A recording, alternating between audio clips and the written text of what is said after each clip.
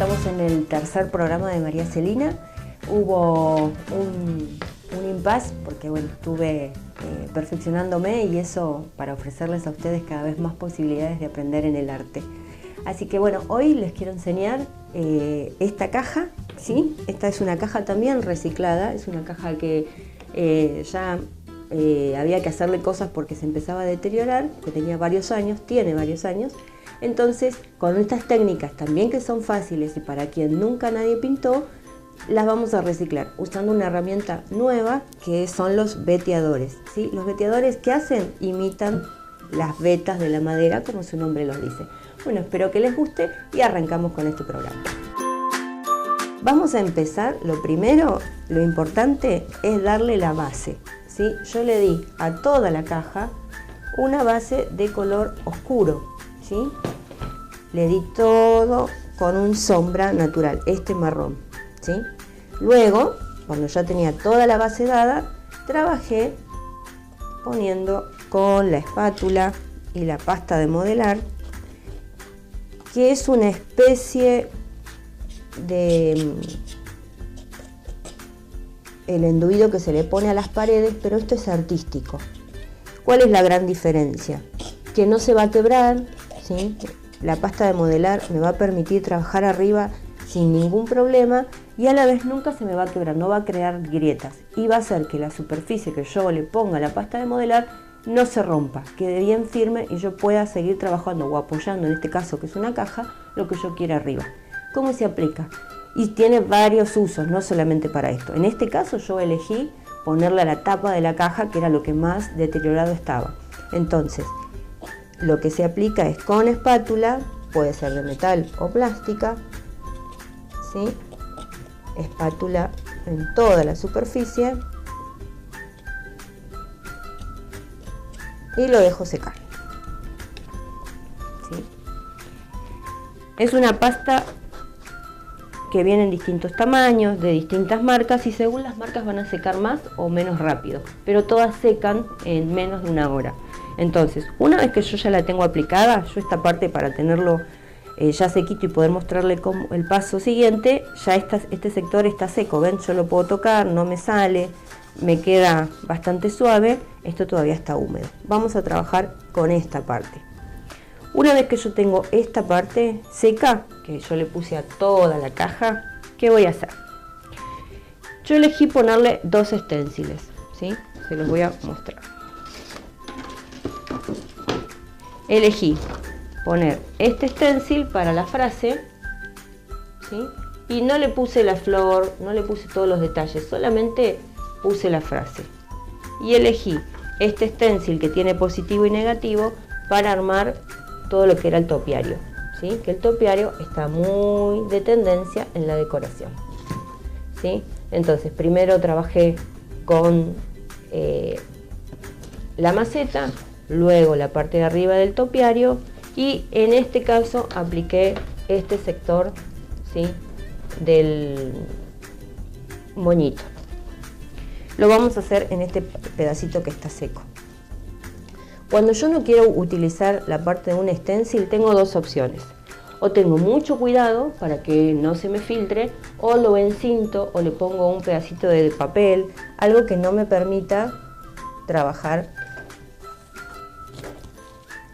ese sector que no quiero. Yo voy a tener mucho cuidado porque tengo este sector todavía húmedo. ¿Qué voy a hacer? Voy a trabajar con lo que se llama pincel seco, ¿sí? ¿Qué quiere decir el pincel seco? Que voy a usar un pincel duro y que no voy a poner agua en la pintura. Directamente, así como lo tengo del pote, voy a trabajar. Voy a ponerlo de un color oscuro para que se note.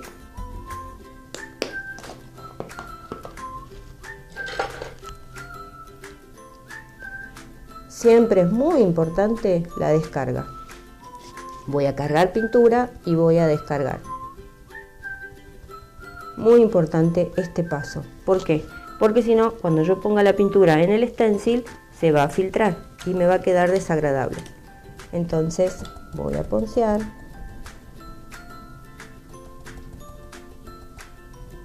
Voy a cargar, descargo. Siempre la descarga es importante.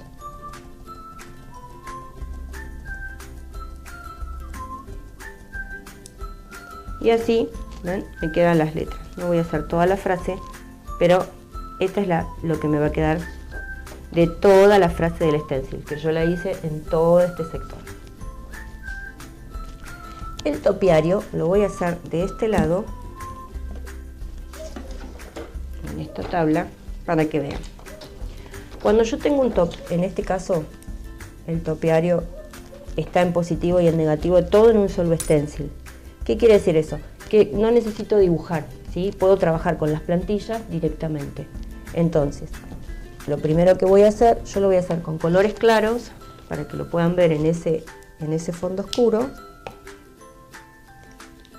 Y lo hice al revés en este sector porque mi fondo es claro, ¿ven? Es todo blanco. Entonces hago de la misma manera, lo trabajo de la misma manera. Voy a poncear.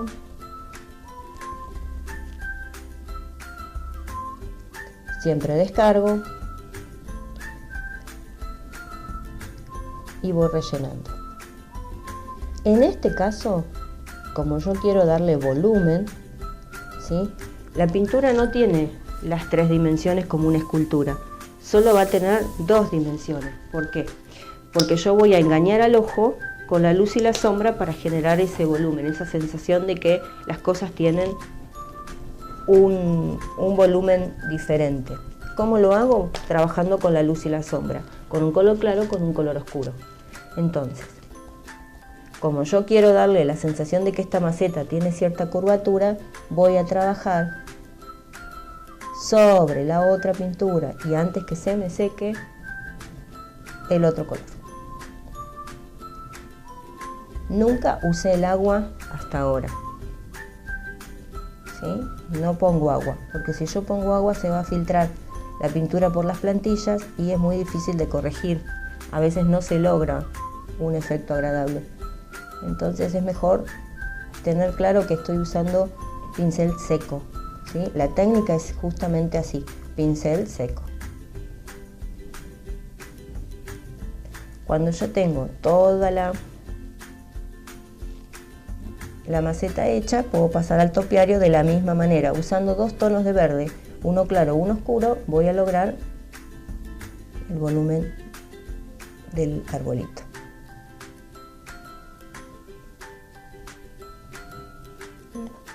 Voy a levantar y voy a tener la macetita hecha. Después puedo seguir trabajando con detalles, puedo seguir poniéndole, si quiero, más color, cuando está seco puedo volver a poner la plantilla y trabajar todavía más los ángulos, pero eso ya es a modo de gusto, si quiero o no quiero hacerlo. De la misma manera yo hice el topiario. ¿Qué hice? Puse color claro en el centro, color oscuro en los bordes. Y luego trabajé estas rositas que ahora se las voy a mostrar, que son de pinceladas básicas. Ya ahí nos estamos metiendo un poquito más en las técnicas de pintura decorativa, ¿sí? Y lo que hice fue, voy a trabajar también con 2 colores claros para que ustedes los puedan ver, ¿sí? ¿Y qué voy a hacer? Voy a agarrar un pincelito chato, voy a cargar. En este caso se llama doble carga. ¿Por qué?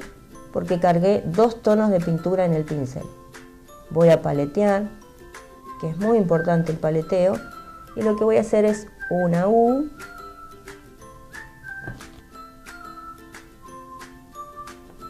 otra U para arriba, echarme el pimpollo, y luego pequeñas curvas y voy armando la rosita con pinceladitas sencillas. Armé la florcita, ¿sí? Entonces vuelvo a repetir una U, otra U pero hacia arriba, hago una pinceladita para adentro como si fuera una S, otra para adentro y así voy llenando con pequeñas heces. Puedo ir abriendo y armando cada vez más pinceladitas. pero eso ya es a gusto.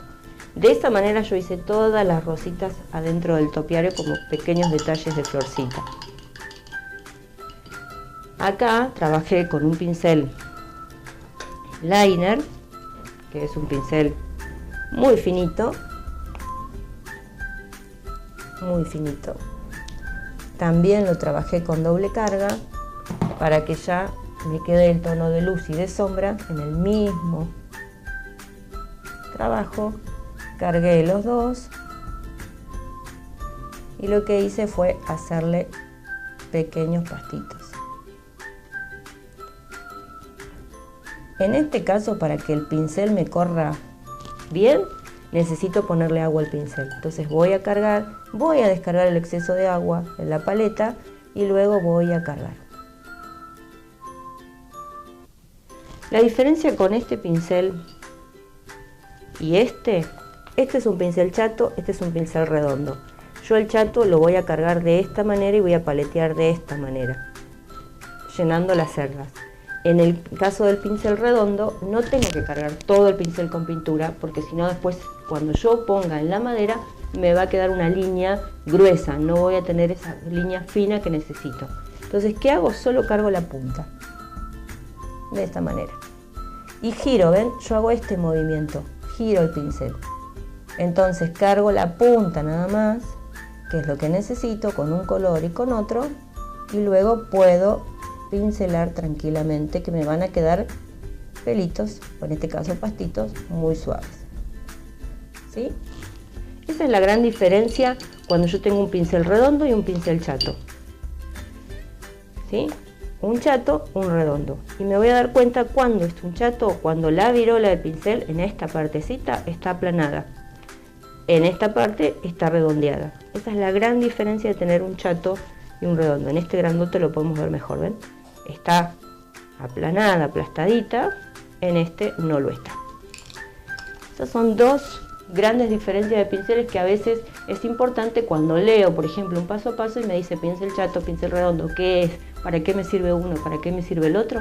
Esas son las dos grandes diferencias que podemos encontrar. Después hay otras, pero ya entrar en detalle sería. Bien, tenemos ya armado esta parte. Vamos a la parte. Seguimos con la tapa, antes de pasar a la parte de abajo. Bueno, yo ya tengo seco esta parte. Yo le hice como si fueran unos tablones, unas líneas. ¿Qué hice? Usé el pincel, otra vez un chato, ¿sí? Utilizando la punta que me da el pincel, porque los pinceles son herramientas, ¿sí? Entonces las herramientas sirven para algo y están creadas para una función específica. En este caso, para poder yo trabajar con esta punta que me va a permitir hacer flotaditos. El flotado es media carga de agua, media carga de pintura. Vuelta lo mismo, siempre hay que paletear. ¿Para qué? Para que la pintura y el agua se integren en las cerdas del pincel, en los pelitos del pincel, y de esa manera yo pueda trabajarlo. Y ven, cuando lo paso ya me queda el flotadito hecho. Voy a volver a cargar, así lo pueden ver en el otro.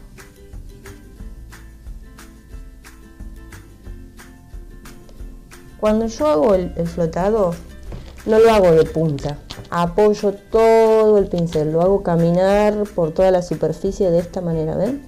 Como la carga está hecha solamente en la pintura y el resto con agua, no me va a pintar todo, me va a pintar solamente el borde, que es lo que yo necesito, que es lo que yo hice en todas estas zonas de la caja. Lo hice de un lado, ven que le hice en varias tablitas, ¿sí? Una vez que tengo esta parte hecha, vamos a hacer este pedacito que es como si fuera lata oxidada, que ya se los había mostrado en el trabajo anterior, se los había hecho en la bandejita, ¿sí? En los bordes de la bandejita. Acá se lo apliqué en una superficie más grande. El oxidado siempre lo vamos a hacer con un color siena, ¿sí? Que es como un ladrillo, un sombra, que es lo que usé en toda la caja, un naranja, ya lo tengo ahí, y puedo ponerle toques de negro. Entonces, primero voy a empezar con el color oscuro, otra vez con pincel seco, voy a aplicar.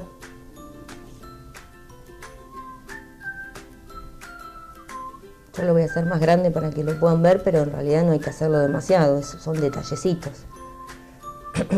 Voy a poner el tostada arriba.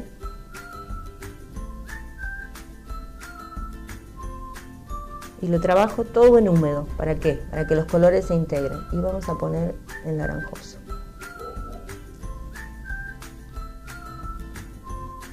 Y le puedo dar unos toquecitos del oscuro.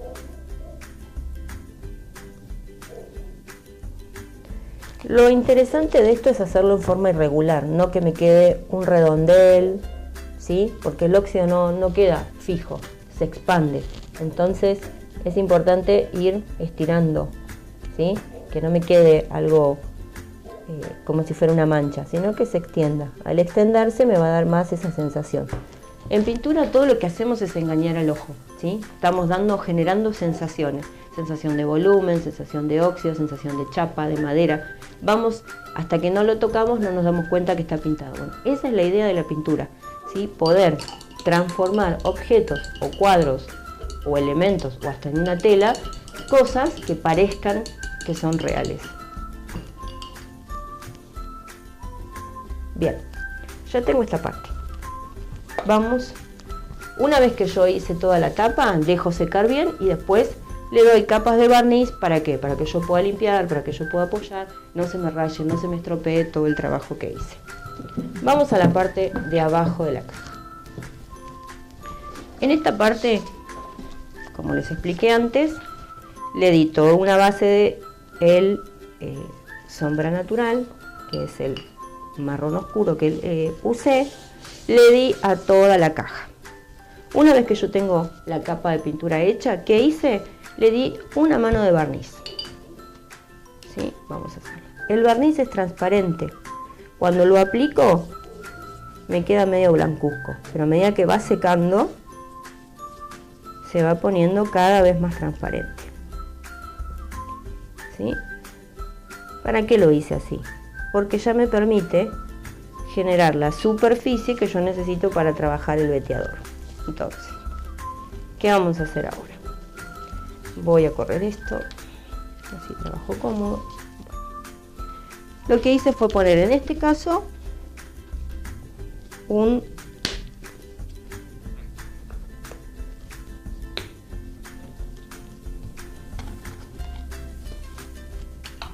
color claro.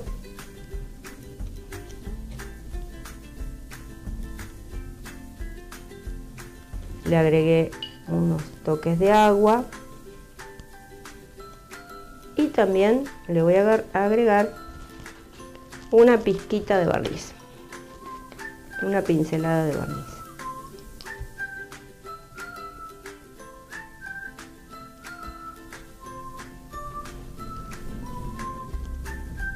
De esa manera me va a quedar aligerada la pintura lo suficiente para que yo la pueda trabajar. ¿Sí? No está a punto tinta, que sería un punto todavía más líquido, pero casi. Paso, pincelo.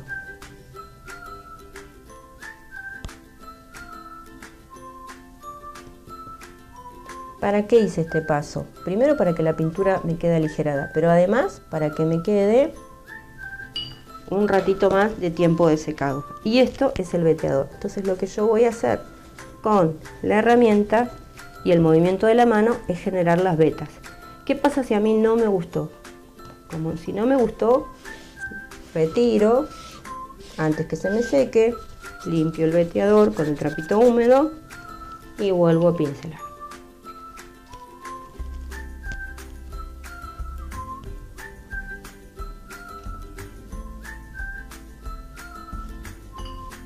Y ahí la puedo ir dejando como me gusta. ¿ven? Teniendo las herramientas y sabiendo la técnica, todo es muy fácil y sencillo. Y todas las podemos hacer. No hay nadie que me pueda decir, yo esto no lo puedo hacer, no puedo pintar. Todos podemos pintar y crear una nueva caja, un nuevo elemento, lo que se me ocurra, puedo crear. ¿Por qué? Porque todo está a disposición de las manos del artista. Necesitamos una superficie, caja, tabla, lo que quiera transformar.